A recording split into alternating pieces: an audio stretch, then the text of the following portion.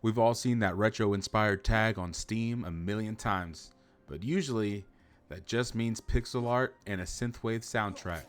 But when I booted up Ember Island, I realized Calibus Creations wasn't just talking about the look. They were talking about that specific, sweaty palms feeling of standing in an old school arcade with your last quarter, knowing that one mistake sends you back to the insert coin screen. This 2D action platformer that unashamedly calls itself a quarter burner, it doesn't want to hold your hand or give you a participation trophy. It wants to see you actually have the reflexes to survive this gauntlet. But is it a hidden gem or just a recipe for a broken controller? Let's get into it.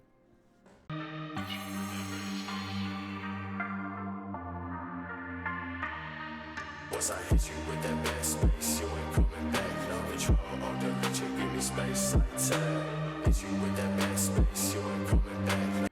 The core of Ember Island is built on the arcade DNA.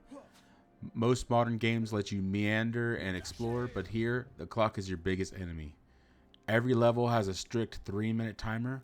If you aren't moving, you're losing. This creates a frantic momentum that I actually missed in the genre.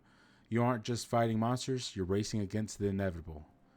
The life system is where things get interesting. You start with 3 lives, and the only way to get more is to score points.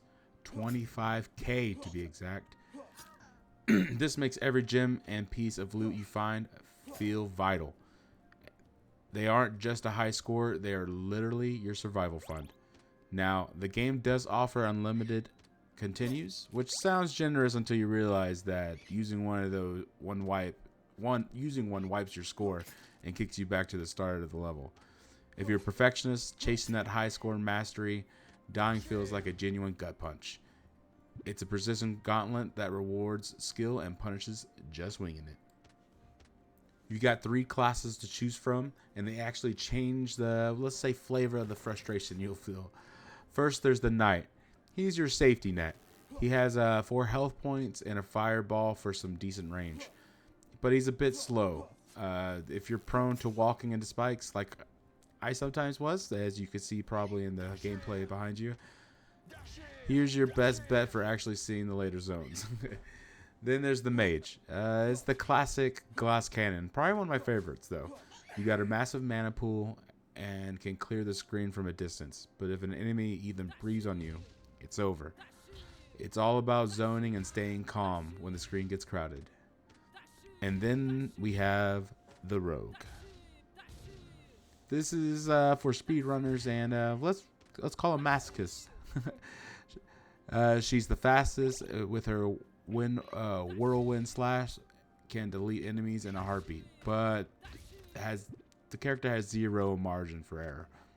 You lock in your class at the start of the run, and that's it.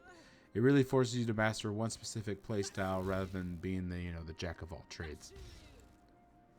The game features 12 handcrafted zones, and they get nasty very quickly. We're talking swinging spikes, floors that give out from beneath you, plenty of lava, falling rocks, all the goods. The devs actually put an achievement for falling into the lava because they knew it was going to happen to everyone at least once, and it happened to me 3 or 4 or 5, 1,000 times. There are over 30 types of enemies, and each zone ends with a boss fight.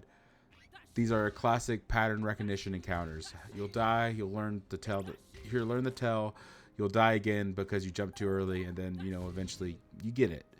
That click when you finally beat a boss that's been stonewalling you is the exact high this game is trying to sell.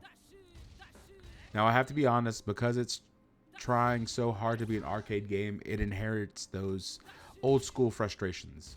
Some of the deaths feel like a little cheap, like an enemy dropping from a ceiling right as you make a leap of faith.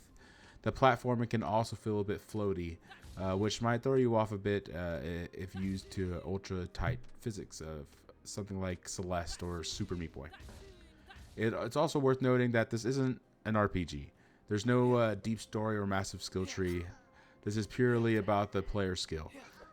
If you don't enjoy the retry, learn, repeat loop, you're gonna have a bad time. Also, the audio is, well, loud.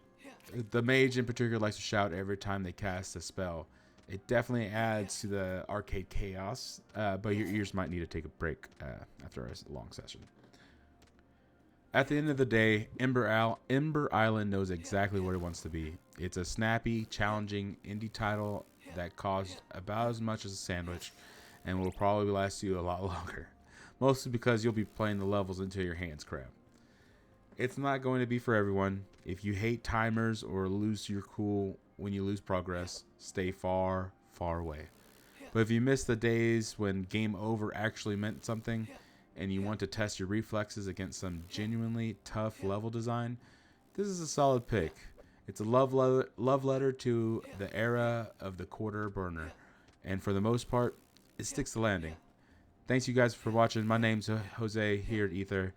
As always, love one another, be kind, and don't be a dick. See ya.